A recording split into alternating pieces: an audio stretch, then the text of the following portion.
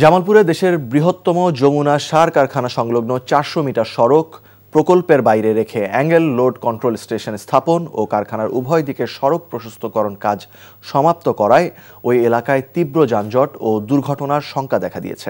এদিকে সড়ক বিভাগ বলছে, এ অবস্থা তৈরি হলে কেন্দ্রীয়ভাবে প্রকল্প গ্রহণের মাধ্যমে সড়কের ওই অংশ প্রশস্ত করা যাবে। জামালপুর প্রতিনিধি আসমাউল আসিফের পাঠানো রিপোর্ট। ২০১৯ সালে জামালপুরের সরিষাবাড়ী উপজেলার তারাকান্দি থেকে টাঙ্গাইলের ভুয়াপুর পর্যন্ত প্রায় ২৮ কিলোমিটার মহাসড়ক প্রশস্তকরণের উদ্যোগ নেয় সড়ক বিভাগ। তবে যমুনা সার কারখানা সংলগ্ন সবচেয়ে যানজটপূর্ণ তারাকান্দি এলাকার ৪০০ মিটার সরু সড়ক প্রশস্তকরণের কাজ এই প্রকল্প থেকে বাদ দেওয়া হয়। অথচ এই ৪০০ মিটার সড়কের ঠিক শেষ প্রান্তে স্থাপন করা হচ্ছে একটি angle load control station. Tarakandi এলাকায় যমুনা সার কারখানা থেকে দৈনিক ৩০০ থেকে ৪০০ ট্রাক সার পরিবহন করে। ক্ষুব্ধ স্থানীয়রা জানান, ৪টি শিক্ষা প্রতিষ্ঠান, কয়েকশো ব্যবসা প্রতিষ্ঠান থাকায় এবং স্থানীয় পিংনা হাট ও উত্তরবঙ্গের যানবাহন চলাচল করায় সড়কের ওই ৪০০ মিটার অংশে যানজট লেগেই থাকে। যমুনা ফার্টিলাইজার গেট থেকে সাবেক কেউনো বাড়ি পর্যন্ত এই রাস্তাটা প্রশস্ত করা হয় নাই।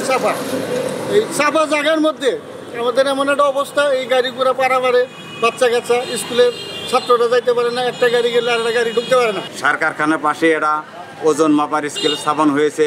বর্তমানে যে অবস্থা যানজট লেগেই থাকে, স্কেলটি স্থাপিত হলে দেখা যাবে এলে শত শত গাড়ি ওজন মাপার জন্য দাঁড়িয়ে আছে। এই রাস্তা কেন আজও পর্যন্ত করতেছে না? অন্য রাস্তাগুলো হয়ে গেছে, এই ৪০০ মিটার রাস্তা যাতে অতি জরুরি রাস্তা করে, এটি আমাদের কাছে দাবি।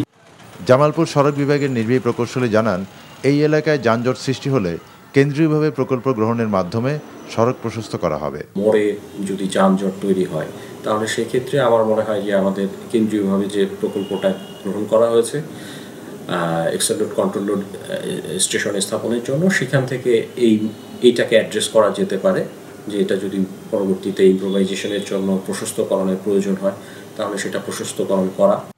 যানজট নিরসনে মাত্র ৪০০ মিটার সড়ক প্রশস্তকরণে সড়ক বিভাগ খুব দ্রুত দৃশ্যমান পদক্ষেপ নেবে, এমনটাই প্রত্যাশা স্থানীয়দের। NTV news desk.